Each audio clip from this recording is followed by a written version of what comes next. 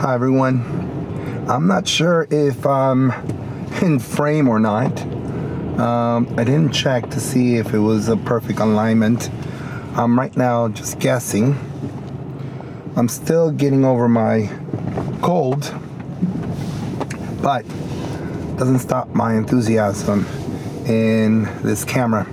So this is the Fuji X100V, not the F, and I just bought myself a new fat gecko, which allows me to put the camera on the surface of the windshield here.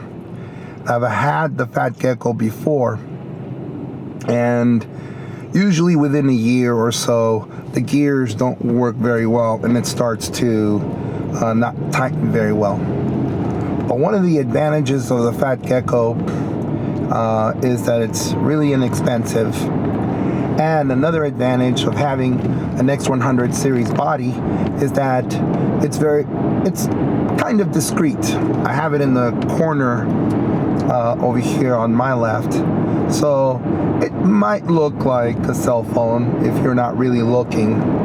Now right now I have it on face detection, or I think it's now eye detection, and it's at f5.6.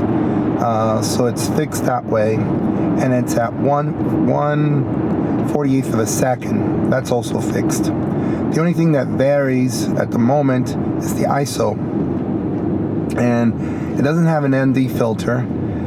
Maybe I should have one because the sun right now is behind a cloud.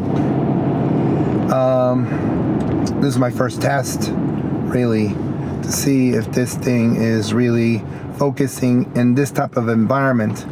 I've always liked testing my Fuji cameras in the car while I'm driving to just see if it's focused on me. There have been many X cameras that can't do this, and when I get back home I'm going to look at the video, but I'm about 90% sure it's focused on me because I've done a couple of tests and I'm impressed. I have had several testing moments with the X100 series cameras, and a lot of the times there's a lot of focus hunting. Sure, if I put it on single mode, right, and just tap the button to focus on me, I wouldn't have a problem. But that's something that I don't want to do all the time. Trying to, I just want to click and go. One great thing that the X100V has that the F doesn't, I'm pretty sure it doesn't, is the tally light. The tally light, I do remember it being on the XT3, and that's really useful to know that the camera is running or filming. Well, let's talk a little bit about the camera overall.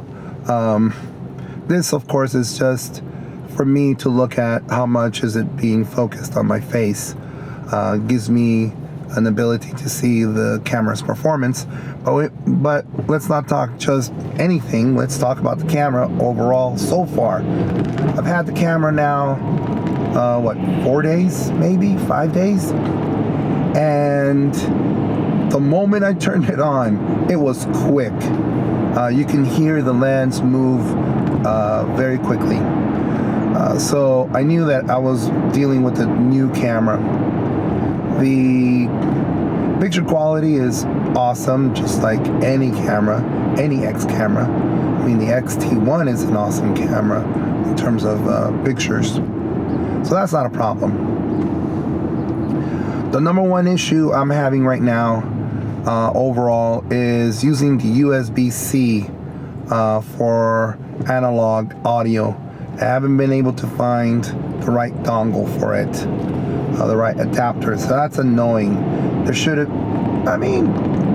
been an adapter in this camera there are, I mean, if Fuji is selling it like, you know, hey, it can do that where you can listen to your audio, then you would have expected some type of dongle. I know you're gonna get it at the XT4, so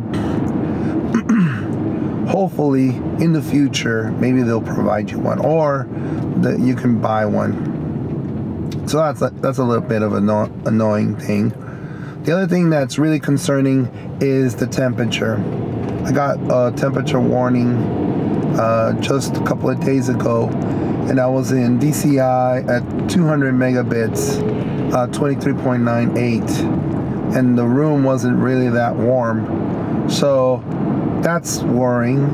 Like for example, right now the sun is hitting the camera, even though it's only 50 degrees outside. Who knows what type of warning?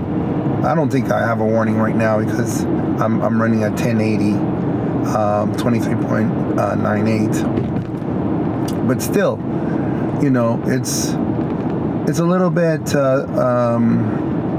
sad that it overheats.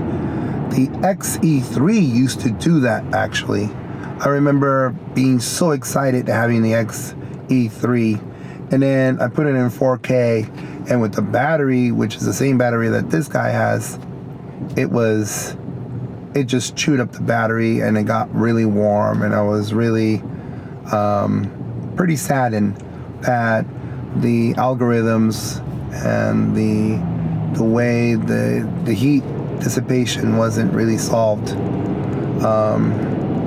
So that's one of the reasons why I don't have the XE3 anymore. And I'm wondering if that's going to be the same issue here.